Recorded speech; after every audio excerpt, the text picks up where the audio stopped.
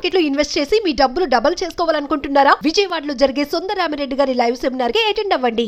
రోజు రోజుకు మానవత్వం మంటగలిసిపోతోంది. కట్టుకున్న భార్యనే అత్యంత కిరాతకంగా హత్య చేసి అది సరిపోదన్నట్టు భార్య శవాన్ని కూడా మాయం చేశాడు ఒక కిరాతకుడు. ఈ ఘోరం ఎక్కడో కాదు, జిల్లెలగూడలో ఉన్నటువంటి న్యూ వెంకటేశ్వర కాలనీలో జరిగింది. పైగా అతను ఎక్స్ ఆర్మీ, అంటే గతంలో ఆర్మీలో పనిచేసినటువంటి వ్యక్తి. ఇప్పుడు డిఆర్డిఓలో సెక్యూరిటీ గార్డ్ గా వర్క్ చేస్తున్నాడు.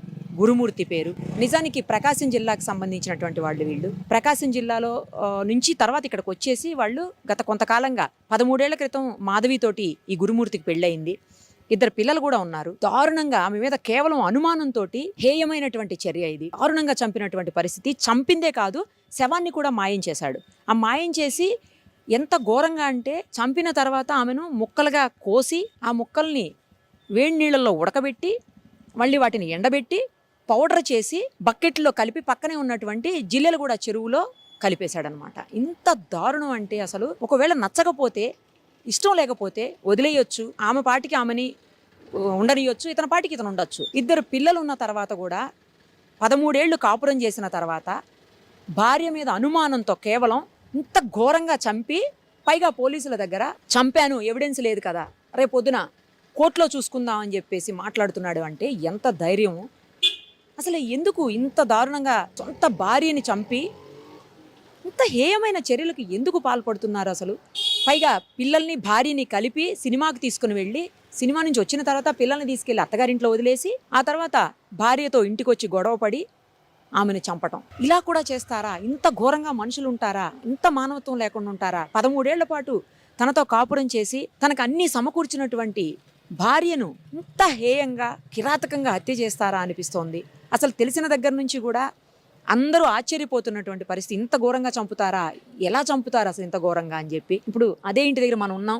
ఇంట్లో కూడా ఎవరూ లేరు, ఖాళీ చేసేసారు మొత్తం అందరూ. కింద మరి ఓనర్స్ ఉన్నారో లేదో కూడా తెలియదు.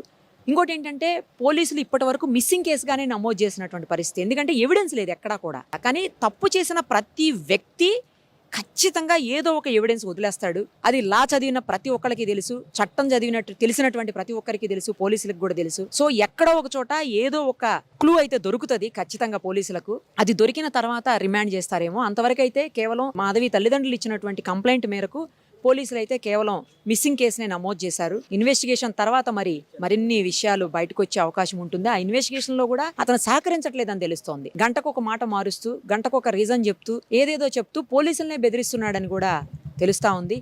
మరి ఒకసారి లోపలికి వెళ్ళి చూద్దాం పరిస్థితి ఏంటి. ఎందుకంటే ఓపెన్ ఉండదు, నాకు తెలిసినంత వరకు క్లోజ్ చేసే పెడతారు.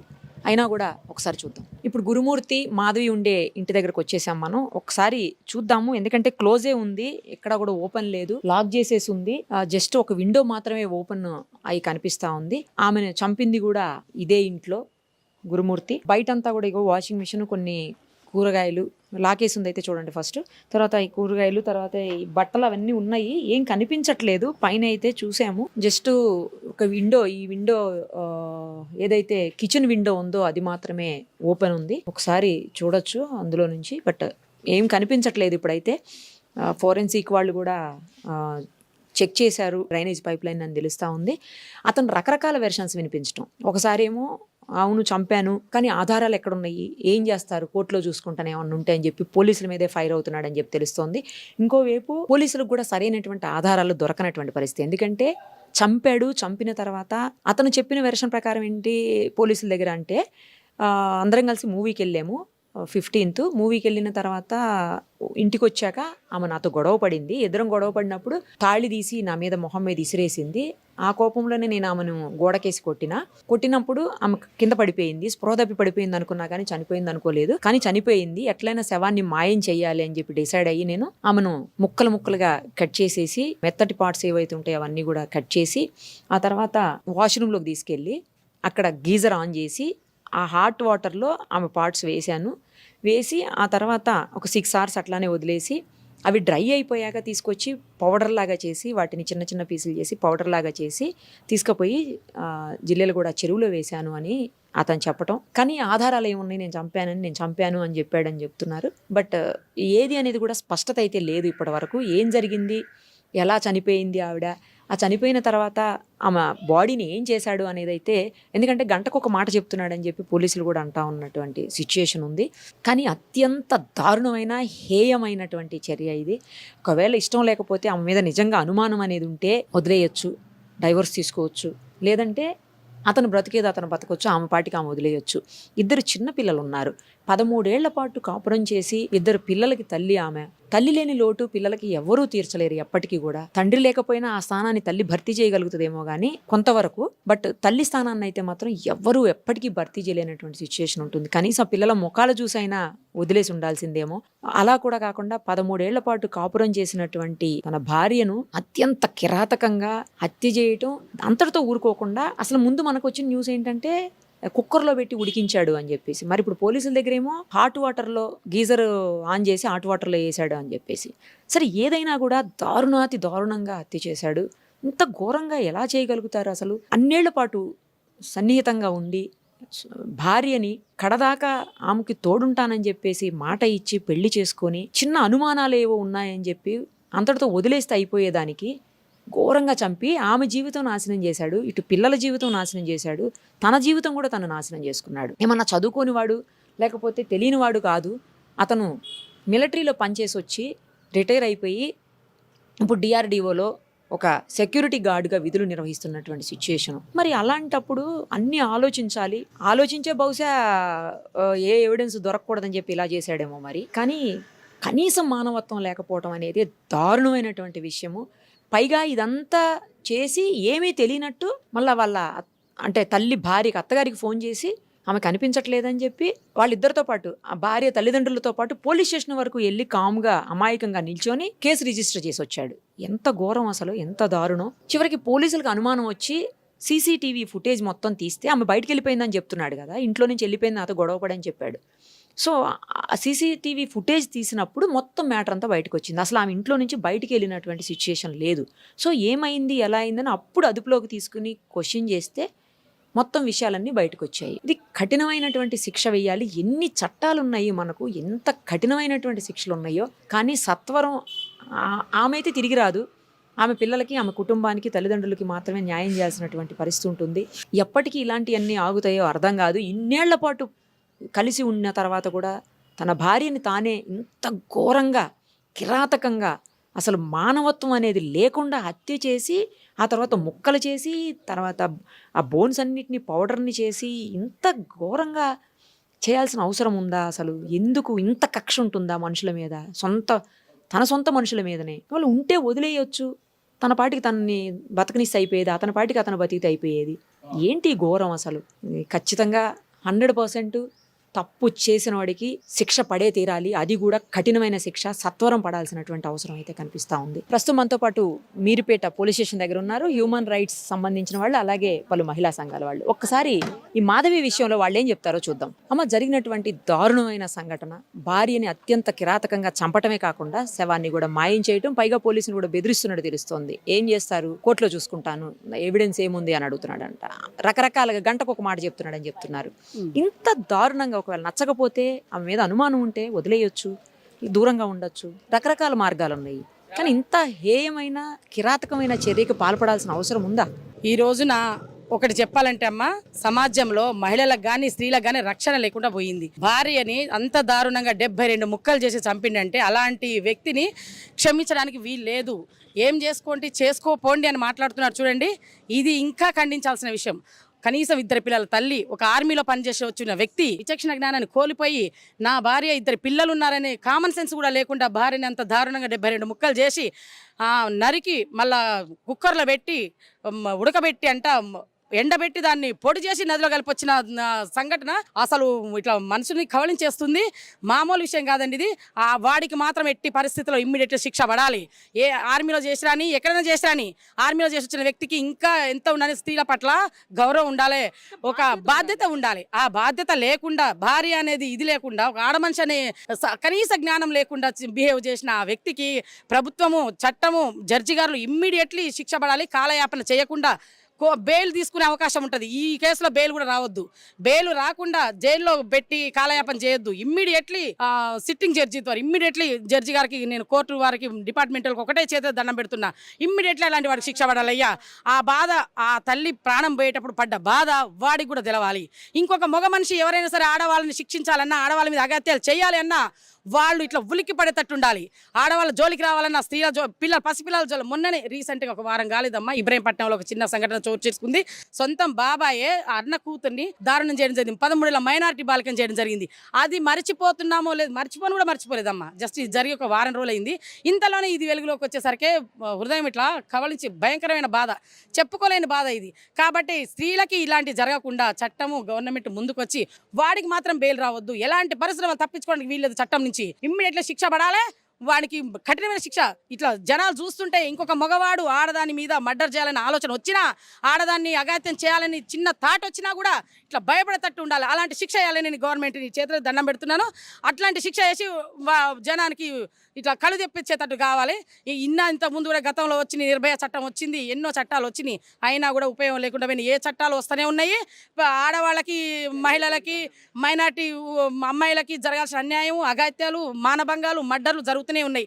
కాబట్టి వీటిని ఇంకా సీరియస్గా తీసుకొని గవర్నమెంట్ ఇంకా కొంచెం ఒక్క అడుగు ముందుకేసి నేను ముఖ్యమంత్రి గారిని రేవంత్ రెడ్డి గారిని అయ్యా చేతులతో దండం పెట్టి చెప్తున్నాను, ఆడవాళ్ళకి రక్షణ కల్పేయండి, స్త్రీలకి కొంచెం మాకు సెక్యూరిటీ కల్పేయండి. ఎక్కడ చూసినా మానభంగాలు, మర్డర్లు తప్ప వేరేది లేదు. ఆడ మనిషి ఈ రోజున బయటికి రావాలంటే భయపడే పరిస్థితి. ఇంట్లో గృహిణి కానించి ఉద్యోగం చేసే మహిళ వరకు, ఇంట్లో ఉన్న ఆడ మనిషి 2 పిల్లల తల్లి చక్కగా సంసారం చేసుకున్న భార్యను కూడా అనుమానంతోని భర్త ఈరోజు ముక్కలు చేసి చంపేయడం పరిస్థితి జరిగింది. కాబట్టి ఇలాంటి మహిళలు ఈ రోజున ఒక్కళ్ళు ఒంటరిగా పోయే పరిస్థితి లేకుండా అయింది. ఒంటరిగా పోయి ఎట్నో ధైర్యంగా ఉండి వాళ్ళ పని వాళ్ళు చేసుకుంటున్నా కూడా వెనక నుంచి ఇలాంటి తగులుతున్నాయి. కాబట్టి వాడిని మాత్రం తప్పించుకుంటాను. వాడు ఎక్కడున్నా సరే ఇమ్మీడియట్గా వాడిని జైల్లో వేసిందని తెలిసింది మాకు. ప్రభుత్వం ఇమ్మీడియట్గా స్పందించింది, వాడిని పట్టుకుంది, జైల్లో వేసింది. కానీ శిక్ష పడాలి. జైల్లో వేసి ప్రభుత్వం సొమ్ముతోని కూర్చోబెట్టి మేపొద్దు. ప్రభుత్వం సొమ్ము కూడా వేస్ట్ కావద్దు, వృధా కావద్దు ఇట్లాంటి వాళ్ళకి. కాబట్టి ఇమ్మీడియట్లీ శిక్ష పడాలి. వాళ్ళని ఇమ్మీడియట్లీ ఆ శిక్ష పడితే ఆ తల్లి చనిపోయిన ఆ తల్లి ఆత్మకి శాంతి కలుగుద్ది. ఇంకొక మగవాళ్ళు ఎవరు కూడా ఇట్లా ముందుకు వచ్చి ఇలాంటి పని చేయాలని అనే ఆలోచన వచ్చినా కూడా గుండెలు గుబులు పట్టేటట్టు ఉండాలని నేను గవర్నమెంట్ కోరుకుంటున్నా. ఆ విధమైన శిక్షలు కలిగించాలని నేను గవర్నమెంట్ని, డిపార్ట్మెంట్ని, జడ్జి గారిని అందరినీ నేను కోరుకుంటున్నానయ్యా. ధన్యవాదాలు. ఈ సంఘటన జరిగి ఇప్పుడు 24 గంటలు అయినట్టుంది మేడం. మాకు నైటే తెలిసింది కానీ మేము అందరం కలిసి మాట్లాడుకున్నాం. మేము ఫ్రెండ్స్ అందరం, మేము మహిళా సంఘం అందరం మాట్లాడుకుని ఇక్కడికి వచ్చి రావడం జరిగింది. రాగానే ఫస్ట్ ఇక్కడ అసలు ఏం జరిగింది ఏందో తెలుసుకుందామని మేము ముందు లోపల పోయి ఎస్ఎస్ఆర్ని అడిగాము. అడిగితే సార్ ఏమన్నారంటే, అమ్మ ఇంకా మాకు ఇంకే విశేషాలు ఏం తెలియదు, నాకు సిఎస్ఆర్ లేరు, బయటికి వెళ్ళారు, వస్తారు, వచ్చినాక క్లారిఫైగా ఏమన్నా చెప్తానమ్మా మీరు అన్నారు. అన్న తర్వాత మేము బయటకు వచ్చాము, కొందరితో మాట్లాడాము. ఏం చెప్తున్నారంటే అక్కడ ఉన్న వాళ్ళ ఏరియా వెళ్దాం అనుకుంటున్నాం మేడం. అక్కడికి అంతలోపే మీరు వచ్చారు, అక్కడ వెళ్ళి కనుక్కుందాం అసలు అమ్మాయి ఏంది, అమ్మాయి నిజమే మాట్లాడలేదు అసలు, పోనీ ఆ అమ్మాయి మంచిదా కాదా, అతను అంత కఠినంగా చంపే అవసరం ఏమొచ్చింది. ఒకవేళ సరే ఆ అమ్మాయి క్యారెక్టరే బాగాలేదే అనుకోండి, వాళ్ళ పేరెంట్స్ పిలిపి చూపించకపోయింది, అమ్మ ఇగో మీ అమ్మాయి ఇలా చేస్తుంది, నాకు వద్దు విడాకు లేకపోయింది, వదిలేసి అయిపోతుంది. 2 పిల్లల తల్లి అంట, ఏదో ఆమె బతుకు. కానీ ఇంత కఠినంగా చంపిండంటే నాకు వాడు సైకోలేక కొడుతుంది మేడం. వాడు మనిషి కాదు, వాడు ఒక పెద్ద సైకో. వాడు ఇప్పుడు ఏది చేసిండంటే వాడిని ఇంకా గాలికి ఇచ్చిపెడితే ఇంక ఇలాంటి ఎన్నో దారుణాలు చేసే అవకాశాలు ఉన్నాయి. కాబట్టి వానికి ఖచ్చితంగా వానికి శిక్షించాల్సిందే. అమ్మాయికి ఎలా జరిగిందో సాయం అలా శిక్ష వానికి ఇస్తేనే కరెక్ట్ న్యాయం జరిగినట్టు నేను అనుకుంటున్నాను మేడం. ఒక స్త్రీగా ఒక అమ్మాయికి జరిగిన సంఘటన ఎలా జరిగిందో సేమ్ అతను కూడా అలాంటి శిక్ష చేస్తేనే అప్పుడు న్యాయం జరిగిందని నేను అనుకుంటున్నాను మేడం. తక్షణం ఇది జరిగింది కాబట్టి ఇమీడియట్ యాక్షన్ తీసుకొని నెగ్లెక్ట్ చేయకుండా, టైం వేస్ట్ చేయకుండా ఎమ్మటే వీళ్ళు ఎంక్వైరీ మొదలుపెట్టి అతన్ని మాత్రము కఠినంగా శిక్షించి ఎమ్మటే అతనికి ఉరేయాలి. ఇప్పుడు బయట దేశంలో ఏమైనా జరిగింది అనుకో మేడం, 14 సెక్షన్ షూట్ చేస్తారు కదా, ఆ జీవో తీసుకురావాలని మేము ప్రభుత్వాన్ని కోరుకుంటున్నాము. ఇక్కడ డిపార్ట్మెంట్ వాళ్ళకు కూడా ఆ జీవో చేయాలని సుప్రీంకోర్టు వాళ్ళని మేము కోరుకుంటున్నాం.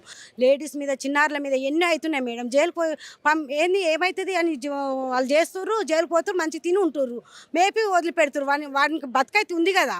ఇప్పుడు చనిపోయిన వాళ్ళని వాళ్ళ బాధ వాళ్ళ పిల్లలు పాడిస్తారు. వాడికి ఏంది, వాడు ఇంకో ఆడది వస్తుంది, ఎవరో దిక్కుమాలిన వాళ్ళని చేసుకొని ఉంటాడు, వాడిని వాడు బతుకుతారు. పిల్లలు అన్యాయం అయిపోతారు. ఆ ఆడోళ్ళకి ఏది తోడు లేక అర్థంగా చనిపోతున్నారు మేడం. ఇది మాత్రం జీవదేవాలని మేము మహిళా సంఘాల తరఫున కోరుకుంటున్నాం. ఇది పండగ ముందు రోజు జరగడం అయిందంట. పండగ నుంచి ఆయన మభ్య పెడతానే ఉన్నాడు, ఇటు పోలీసుల్ని, అటు కుటుంబంలో ఉన్న వ్యక్తుల్ని అందరినీ.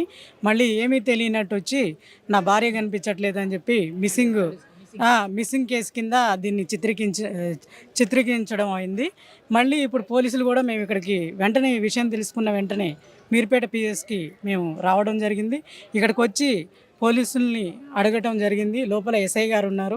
సార్ ఏమైంది సార్ అంటే మిస్సింగ్ కేసు కిందే ఉందమ్మా, ఇంకా ఏమీ దీని గురించి మేము ఆలోచించలేదు, అది ఏం జరుగుతుందో అనేది మొత్తం సిఏ సార్కే తెలుసు అని చెప్పారు. సిఏ గారి కోసం వెయిట్ చేస్తూ ఉన్నాము.